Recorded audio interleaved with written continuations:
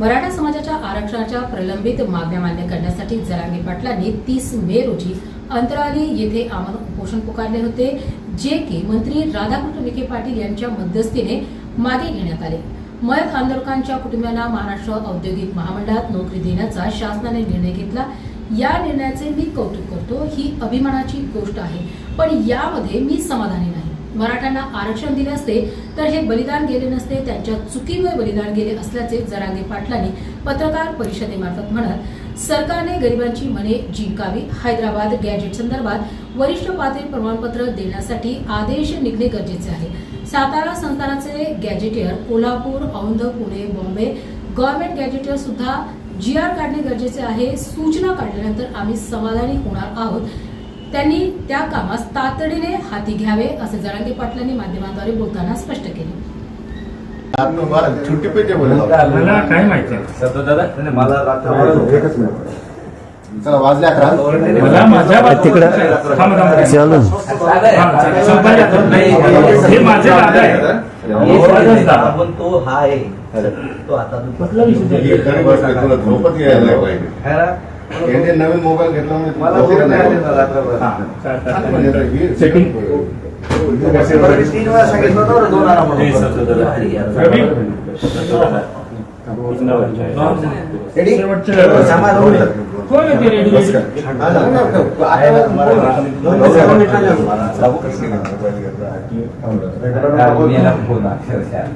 एकदम म्हणजे असं झालं की आता तो त्याला फायदा नाही व्हायला 956 घेऊन आले 16 GB रॅम का बघतो 12 GB पण काय कमी आहे। चलो रोल थांबा 1 मिनिट संपायला काय शेवटचे 10 सेकंड राहिले।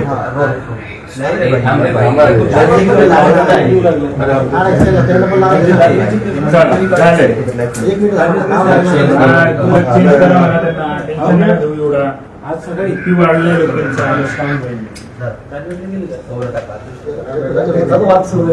चालू करत माकडा गेले रोलिंग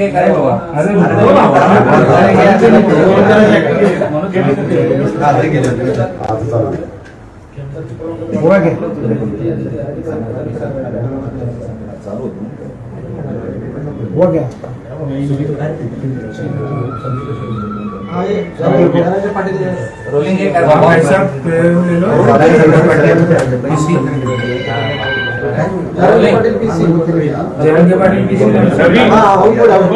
सुरू करा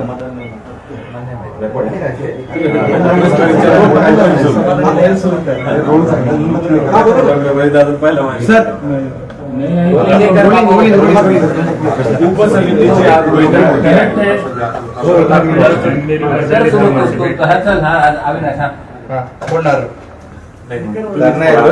पाटील आज मराठा उपसमितीची बैठक होते आहे। तुम्हाला 15 दिवसाचा वेळ मागितला होता, आज काही महत्त्वाचे निर्णय होऊ शकतात।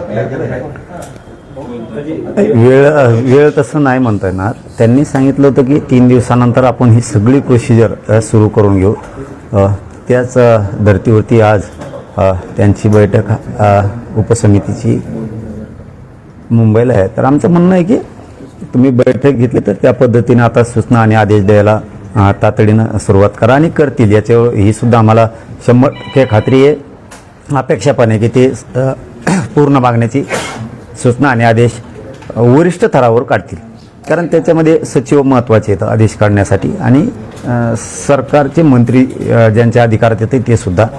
आणि काढलेले आदेश म्हणजे 58 लाख कुणबी नोंदी मिळाल्यात, त्याचे काढलेले आदेश कुणबी प्रमाणपत्र द्या म्हणून आदेश पण असे असावेत की 58 लाख कुणबी नोंदी मिळाल्यात त्याचे प्रमाणपत्र द्यायचे आणि ज्याचे प्रमाणपत्र दिले त्याच्या व्हॅलिडिटी पण द्यायच्या। जर एखाद्या अधिकाऱ्यांना हलगर्जीपणा केला तर त्याच्यावरती कारवाई करण्यात येईल, बडतर्फीची कारवाई करण्यात येईल। या स्वरूपाच्या सूचना महाराष्ट्रातल्या कलेक्टर ऑफिसपासून ते तहसीलपर्यंत गाव पातळीपर्यंतच्या सगळ्या अधिकाऱ्यांपर्यंत गेल्या पाहिजेत। कारण गाव पातळीवर याच्यासाठी म्हणतो की हैदराबाद गॅजेटियरचा GR काढला त्याप्रमाणे कुणबी प्रमाणपत्र द्यायचे। त्यामुळं गाव पातळीवरती हे आदेश कडक सक्त त्यांच्यावरती कारवाई करण्याच्या सूचना आणि प्रमाणपत्र देण्याच्या सूचना त्यांनी काढल्या पाहिजेत। आणि आज पासून ते काम सुरू होईल अशी आम्हाला नक्की आशा आहे सगळ्याच मागण्यावरती. असं आहे की आज काय आदेश निघतील असं वाटतं, कारण की त्यांनी जे शब्द वापरले होते 3 दिवसानंतर काढू, तर आज काय आदेश निघतील असं तुम्हाला वाटतं का?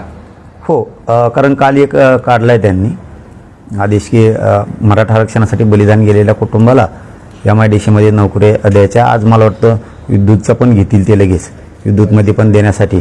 फक्त त्याच्यातला जो त्यांनी तो आदेश काढला आहे, जो निर्णय केला आहे ना कालचा, त्याच्यामध्ये अनुकंपा हा शब्द काढण्यात यावा असं मला वाटतं. आणि जर त्या अनुकंपा शब्दाची काही अडचण नसेल तर मग राहायला तरी काही हरकत नाही आहे.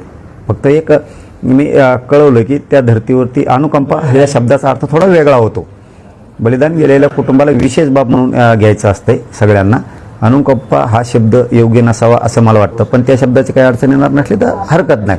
अशा ही एक त्याच्यामधली सांगण्याचं होतं सरकारला. आणि आज जे आदेश काढायचे आहेत किंवा आजपासून जे आपण सुरुवात करताय, 58 लाख कुणबी नोंदी याच्यावरती आज सूचना निघणं गरजेचं आहे.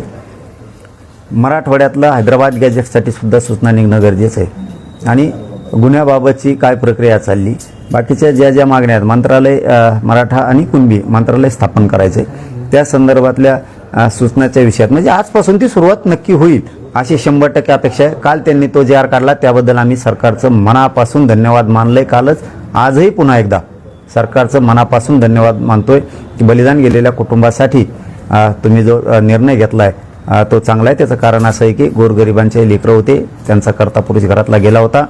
असंच परवासुद्धा अपघात झाला आहे मराठा आरक्षणाच्या चळवळीत असणाऱ्या बांधवाच्या इंदापूरच्या, ते हे अपघाती त्यांचं निधन झाले. 2 गंभीर जखमी आहेत. सरकारनं त्याही कुटुंबाला नोकरी आणि 10 लाखांची मदत देऊन त्याही कुटुंबाला न्याय द्यावा ही माझी स्पष्ट भूमिका सरकारकडे आहे. नाही काढले आदेश तर पुढे काय? नाही असं नाही होणार. आता कशाला इतकं बरं अभावकांडी घेते ना, इतका धिंगाणा मग खवकटो करतात मग सरकारला. आता कशाला डबल म्हणजे एकीकडून म्हणायचं आणि मराठा समाजाशी आता जुळून घ्यायचं, मराठा समाजाच्या अंगावर जायचं नाही. मराठा समाज हा खूप मोठा समाज आहे. या समाजाशिवाय आपल्याला सत्तेत भागीदारी घेता येत नाही. या समाजावरती, मराठा समाजावरती आता अन्याय करायचा नाही. गोरगरिबांच्या मराठ्यांच्या लेकरांनी काय केलंय असं सरकार म्हणतंय. कशामुळे त्यांच्यावरती अन्याय करायचा? म्हणून सरकार त्यांच्या मनानेच म्हणतंय की आता मराठा समाजावर अन्याय नाही करायचा आहे. त्या प्रक्रिया सगळ्या करायच्या. तर आता थांबतील कशामुळं? आम्ही सगळ्या मागण्या दिल्या त्यांच्याकडे, 13-14 आहेत, त्यातली एकही राहणार नाही अशी 100% आम्हाला अपेक्षा आहे. राहिली रे बाबा मग तुम्हाला कळत मग कसं असतंय. आता गुन्हे मागे घेण्याबाबत जिल्ह्याने माहिती मागवली. हा म्हणजे प्रक्रिया सुरू झाली. बरं झालं त्यांनी ते मागितलं. काय झालंय त्याच्यात खूपच खोटे गुन्हे दाखल केलेत बघा. आम्ही त्या विखे पाटील साहेबाला, लाड साहेबाला आणि या दोघांनी मुख्यमंत्री साहेबाला सांगितलंय. मुख्यमंत्री साहेब 1 दिवसभर त्यांच्या टचमध्ये होती अशी मला काल माहिती आली. दिवसभर की आपल्याला हे प्रकरणं सगळे निपटायचे आहेत, काही ठेवायचं नाही. म्हणून मला सगळ्या माहित्या द्या.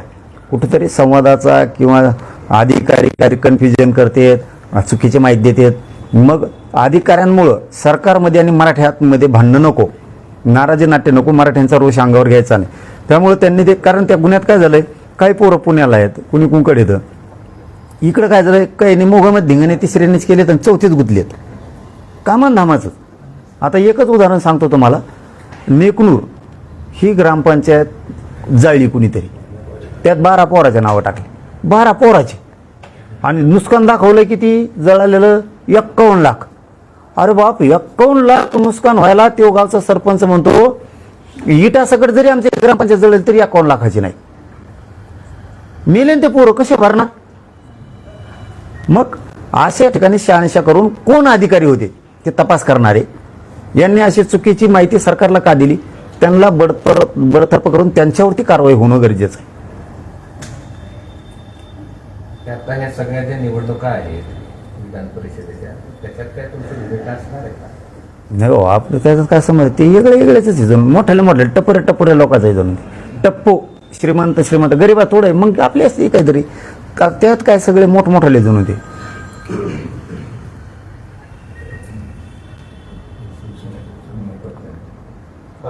दोन्ही शिवसेना एकत्र येणार आहे. मग मी काय बोलतो, यावेळेस असं वाटतं जुळून नाही त्यांना, भाजप त्यांच्यावरती अन्याय करत असं वाटतं त्यांना. नाही आता ते त्यांचा विषय, माझा विषय कुठला आहे की मला मराठा समाजाच्या लेकराला आरक्षण देणं ही माझी जबाबदारी आहे. मी आज वाट बघतोय सरकार कुठले निर्णय घेत आहे. 58 लाख नोंदी सापडल्या, त्याच्या संदर्भात सरकार काय आज सूचना काढतंय, काय आदेश देत आहे, कारण ते आदेश महाराष्ट्रभरासाठी असणार आहेत. हा माझ्यासाठी खूप महत्त्वाचा विषय आहे. हैदराबाद गॅझेटियरचा GR काढला आहे, त्या संदर्भात नेमकं सरकार आता नेमके आदेश काय काढतंय, त्याच्यात दुरुस्त्या काय करतंय, SOP मध्ये काय दुरुस्त्या करतंय, काय भूमिका काय आहे त्यांची, प्रमाणपत्र कशा स्वरूपात हैदराबाद गॅझेटियरनुसार देणार आहेत. कारण आमची संख्या नेमकी गेली कुठं. इथं होती प्रत्येक जिल्ह्यात 1 लाख